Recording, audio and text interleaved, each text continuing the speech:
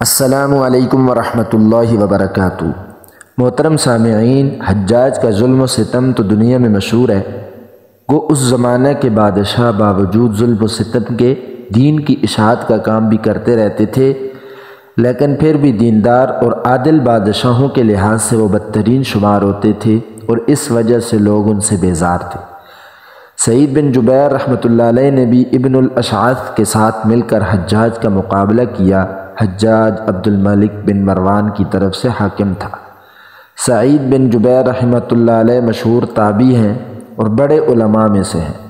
حکومت اور بالخصوص حجاج کو ان سے بغض اور عداوت تھی، اور چونکہ مقابلہ کیا تھا اس لیے عداوت کا ہونا بھی ضروری تھا۔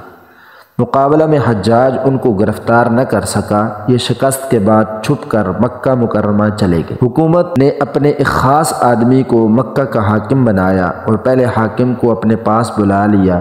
اس نے حاکم نے جا کر خطبہ پڑھا، جس کے اخیر میں عبد الملک بن مروان بادشاہ کا یہ حکم بھی سنایا کہ جو شخص سعید بن جبیر کو ٹھکانہ دے اس کی خیر نہیں۔ اس کے بعد اس حاکم نے خود اپنی طرف سے بھی قسم کھائی کہ جس کے گھر میں وہ ملے گا اس کو قتل کیا جائے گا، اور اس کے گھر کو نیز اس کے پڑوسیوں کے گھر کو بھی گرا دوں گا۔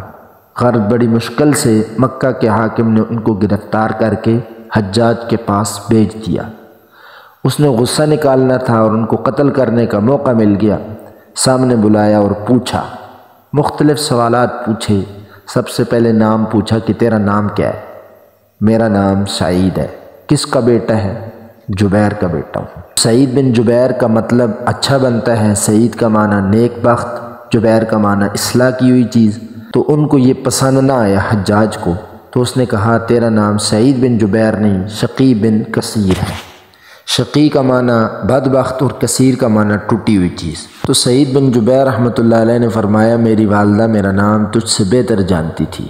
تو حجاج نے سعید بن جبیر رحمۃ اللہ علیہ سے دوسرا سوال یہ کیا کہ حضور اقدس صلی اللہ علیہ وسلم کی نسبت تیرا کیا عقیدہ ہے؟ وہ رحمت کے نبی تھے، اللہ کے رسول تھے، جو بہترین نصیحت کے ساتھ تمام دنیا کی طرف بھیجے گئے۔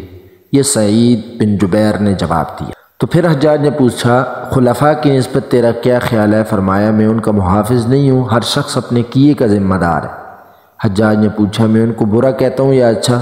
سعید رحمۃ اللہ علیہ نے فرمایا جس چیز کا علم مجھے نہیں میں اس کے بارے میں کیا کہہ سکتا ہوں، مجھے اپنا ہی حال معلوم ہے۔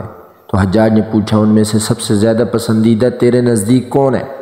تو سعید رحمۃ اللہ علیہ نے فرمایا جو سب سے زیادہ میرے مالک کو راضی کرنے والا تھا۔ تو پوچھا کہ میرے مالک کو راضی کرنے والا کون تھا؟ تو وہ کہنے لگے اس کو وہی جانتا ہے جو دلوں کے بیدوں کو، چھپے ہوئے رازوں کو جانتا ہے۔ پوچھا حضرت علی جنت میں ہیں یا دوزخ میں؟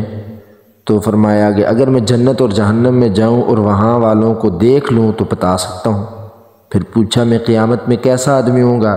فرمایا میں اس سے کم ہوں کہ غیب پر مطلع کیا جاؤں۔ پھر پوچھا تو مجھ سے سچ بولنے کا ارادہ نہیں کرتا؟ تو فرمایا میں نے جھوٹ کا بھی ارادہ نہیں کیا۔ حجاج تو کبھی ہنسا کیوں نہیں؟ سعید رحمہ اللہ نے فرمایا کوئی بات ہنسنے کی دیکھتا ہی نہیں، اور وہ شخص کیا ہنسے جو مٹی سے بنا ہو اور قیامت میں اس کو جانا ہو اور دنیا کے فتنوں میں دن رات رہتا ہو۔